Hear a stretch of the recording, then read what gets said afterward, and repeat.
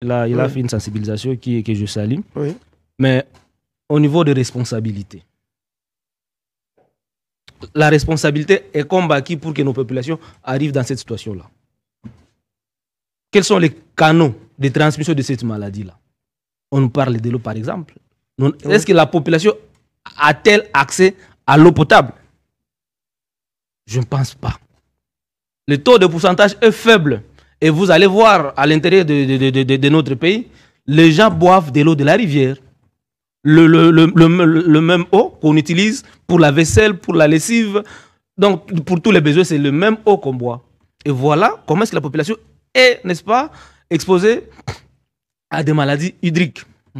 Au niveau de la prise en charge, est-ce qu'il y a des infrastructures nécessaires pour couvrir les besoins de la population, pour répondre aux besoins de tous ceux qui sont touchés par ces maladies-là?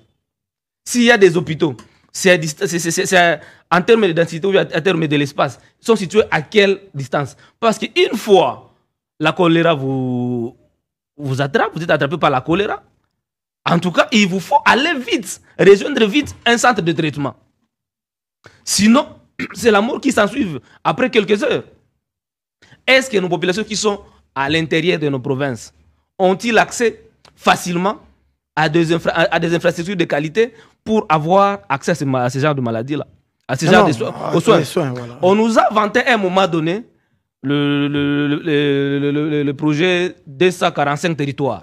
Qui devrait construire qui devrait construire aussi des hôpitaux. Oui, mais si je suis en odeur de sainteté avec Branly Milambo qui est à la régie, pendant que Marius Moubalama parle, essayez de nous balancer justement les hôpitaux construits par, construits par le régime en place.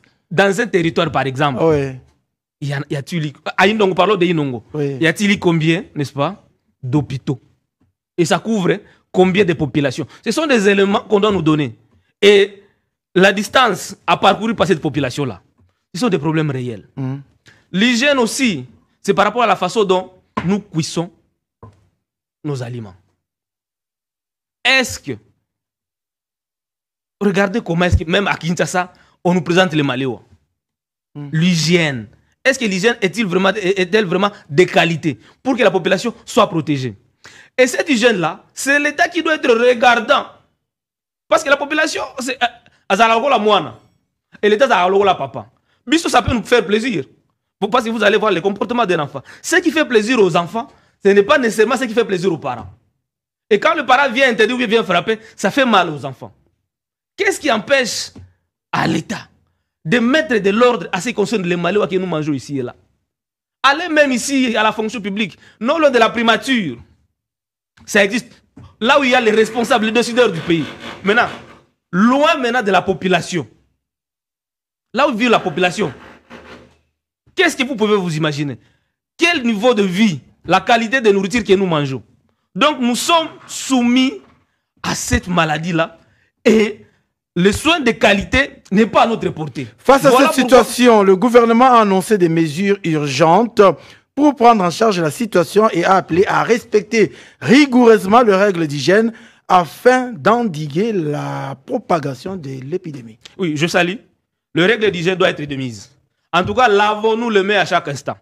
Évitons de nous saluer en nous donnant le main.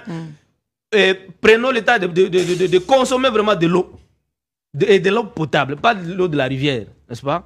Le temps que l'État est en train de se mettre en œuvre pour endiguer la maladie, mais qu'il développe maintenant des politiques durables pour que la population ait accès, n'est-ce pas? On te montre, hein, la régie montre là-bas.